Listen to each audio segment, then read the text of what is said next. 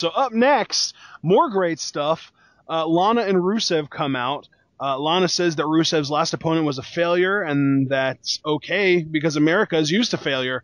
The fans boo her, start the USA chant. She mocks them, tells them to shut up. She goes on and gets more boos, and she shows Vladimir Putin on the screen and talks about how no one can stop the onslaught of Russia and the onslaught of Rusev.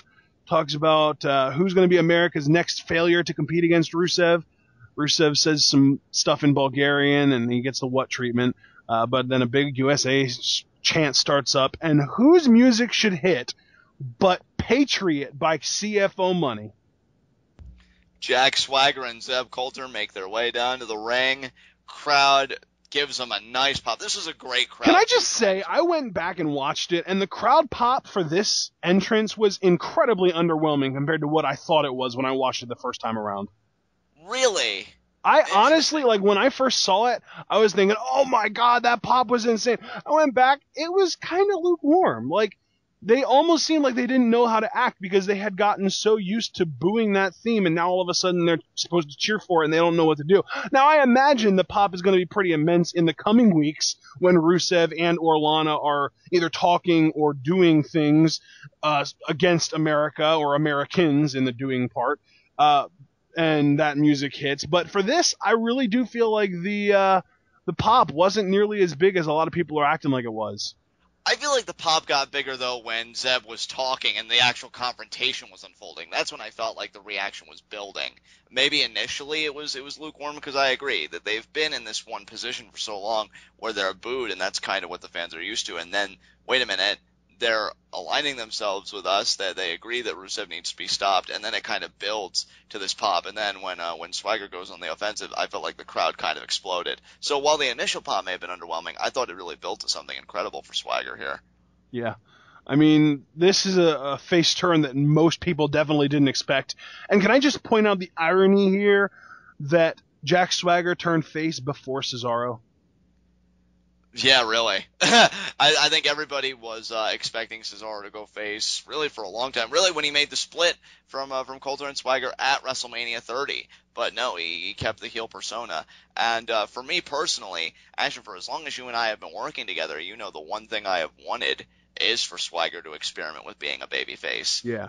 It was one Dude, of the you've been earliest calling things. for this for years. And I think it can work. And honestly, if they were going to do it, this was the perfect start. Absolutely perfect start. The only other way I could have thought of was him getting tired of Coulter slapping him when he wasn't, quote-unquote, focusing during matches and putting him in a Patriot lock in the post-match. But this is so much better because the thing is, for as much as I can enjoy Jack Swagger's athletic ability at times, the guy can't talk. I've never heard Swagger cut a good promo, and that's why Zeb is so invaluable. Yes, you have. Well, actually, that's true. That one post-show backstage pass thing that he did. Yeah, one time. Yeah, one time that was good, and there were some times where he spoke as a babyface, but very briefly, that I'm like, you know what, that wasn't so bad. And actually, the irony of it is that's what really got me to thinking, well, maybe he should turn face, because I just like his speaking manner better when he's a babyface. But generally, when it comes to these big confrontations, he doesn't really deliver, which is why I think Zeb is such an invaluable piece in this feud. He pretty much tells Lana and Rusev, the only reason you're able to come out here and disparage our country is because we give you the freedom to do so here. If we went to Russia with your beloved Putin, we wouldn't be able to do that. So Lana, if that is your real name, which got a nice reaction from the crowd. Make sure not to actually tell Zeb and or Swagger what Lana's real name is. The results would probably be sticky. There you go. But, they pretty much say that we're going to fight. We're tired of you, bad-mouthing America, and we want all real Americans to please rise, put your hand over your heart, and say along with us, we the people. And that got a nice reaction, I thought. Rusev charges like a bull towards Swagger. Swagger catches him in one arm drag, then another, and I think he got a third before Rusev just got out of the ring, and he was so frustrated, but Lana restrained him. And yeah, the crowd, there were actually "Let's Go Swagger" chants. Yep. Blew my mind. I'm telling you, this was one prediction. I always kept saying, Swagger should turn face. It would really work out well for him. I'm not going to say that this is right, 'cause this is only the first night. A successful turn in either alignment is not measured by one night. It's measured by programs.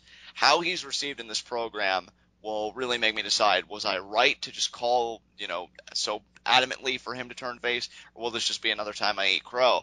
But I will say, regardless of the result, I'm glad we're experimenting with it. Let's go. Exactly. Yeah. I mean, here's the thing, dude. I don't know if Jack Swagger can pull off being a babyface or not, but if tonight was any indication, he doesn't really need to pull anything off. Zeb is the one that's going to be able to pull off being a babyface, and Swagger just kind of has to be Zeb's muscle. That's true. That's actually a great point. And that was something I was pondering. Like, is this really a successful babyface turn for Swagger, or is this just more successful garnering of heat for Lana and Rusev? And more importantly, as you just said, is this more about a successful babyface turn for Zeb Coulter?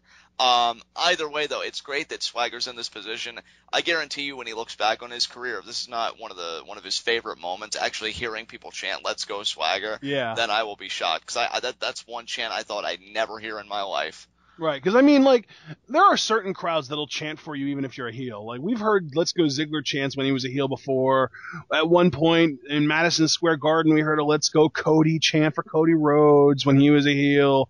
But Swagger's never, and I mean never, had that treatment from the crowd. So I think this is legitimately the first time in his entire career that he has actually been cheered on. I agree. I can't remember any other time he's been cheered. Now let me rephrase that. His entire WWE career, because I know he was a babyface briefly in FCW. Oh, see, I did not know that. That is news to me. He was the first ever Southern Heavyweight Champion there. He actually unified the Southern Heavyweight title and the FCW Heavyweight Championship. He was kind of a big deal in FCW. See, this is why I love bouncing out. You're like the FCW guy. So I never knew that. That's awesome. But I'm glad he's returning to this territory, no matter how unfamiliar. Because, you know what, it gives him a new chance, too, to explore potentially new facets of himself. And we'll see how he does with the talking bits when he does talk a little bit. I know Zeb will probably do the heavy lifting in that regard. But Swagger's got to speak sometime, even if it's only a sentence or two. So we'll see how he handles it. All he ever needs to do is put his hand over his heart and say, "We the people." There you go. And then be tough. Be tough. Yeah, there you go. Just be tough, Jack. Be tough. That's like that one episode of South Park. Don't be gay. I feel like these two could have a pretty solid matchup. Definitely an intriguing matchup, I'll put it that way, because their styles, I think, are so different, but they could create something worthwhile. So I'm excited. Absolutely. All right, dude. So, and I actually wanted to correct myself. Jack Swagger wasn't the first Southern Heavyweight Champion. He was the first FCW Heavyweight Champion. And like I said, he unified the titles. But yeah, so let's see here. What's up next? We had the Usos and Sheamus versus the Wyatt family. I'll be the first person to admit I pretty much checked out in this match, but not entirely, because I was paying enough attention to this match to say that, you know what, dude? As much crap as we give Sheamus, he worked his frickin' butt off in this match. He was a workhorse. Absolutely. From like, bell to bell. Everything. He was so good in this match, and maybe it's just because I haven't been paying enough attention since his return, but holy crap was he amazing in this match. He was taking bumps. He was flying all over the place. There was a fire in all of his offense. He was exciting to watch. Even when he did the beats of the whatever thing that we call the Irish hand grenade, he kept on holding on to Rowan as the other guys are pulling him off of him. Like, he wasn't going to let go, and he just wanted to keep on pounding the guy's chest. There was a definite fire in Sheamus tonight that I haven't seen in probably a solid 2.5 years. It was so great to see, so refreshing to see, from Sheamus. I loved it. Wyatt family are always terrific. I mean, that goes without saying. They work so well together. And, it was a great back and forth matchup. Usos did a lot of their typical high flying, a lot of their super kicks, Samoan drops, all that stuff. Rowan and Harper were really taking it to the champs. And the end result tells me that their feud is not over. Right. I mean, to me, and again, I'm sorry for kind of bringing it back to this and not talking about the last thing that you were talking about, but to me, Sheamus's peak of being over as a babyface was like the summer of 2011. Right. Because ever since then, it's like fall of 2011, Mark Henry was the best thing going. And then he won the Rumble in January 2012, and literally all of that fire that he had that got him to where he was went down the drain. he started talking like he was going to win every match, and he started winning every match. And everything about him that got him over in the first place completely got thrown out the window. And he's been either a really crappy face or a really heelish face ever since. And now tonight, I finally saw that fire that we haven't seen since 2011. I agree. I hope that this wasn't a one-night thing. You know, we heard, and I don't want to flash forward by any means, Ashton, because we'll probably discuss it later, more in depth if you'd like. But we know that Sheamus is probably going to have a U.S. Championship defense, or the United States title number one contender is going to be determined this Friday night on SmackDown with some kind of invitational Bray or Wyatt, something maybe. going on. Maybe, well, you know, I mean, with developments that happen later in the evening, maybe not. That remains to be seen. Oh, But yeah, that's true. Good point. yeah, but you know, I don't know who Sheamus' next contender is going to be, but I'm glad that both mid-card championships, you know, the latter being the Intercontinental title, which we'll discuss later, are going to probably be represented at Battleground. I don't know, Battleground just feels like it's going to be so exciting, you know, with this Raw and all the potential developments that have taken place. Like, I'm so excited for this show. Yeah. I thought I wouldn't be excited for a show again until SummerSlam. I thought, like, Battleground would just kind of be our Filler. mellower out, yeah, our filler. And no, I feel like this is going to be a legitimate show in its own right, and these, you know, 6 guys really went out and they killed it. They had an entertaining match, and to know that Harper got the pin after his discus lariat, which is still a thing of freaking beauty, shows that their business is not done with the tag champs. You know, I correctly predicted that the Usos would win at Money in the Bank. Would I say the same thing again for Battleground? It's getting a little bit shakier, so we'll see.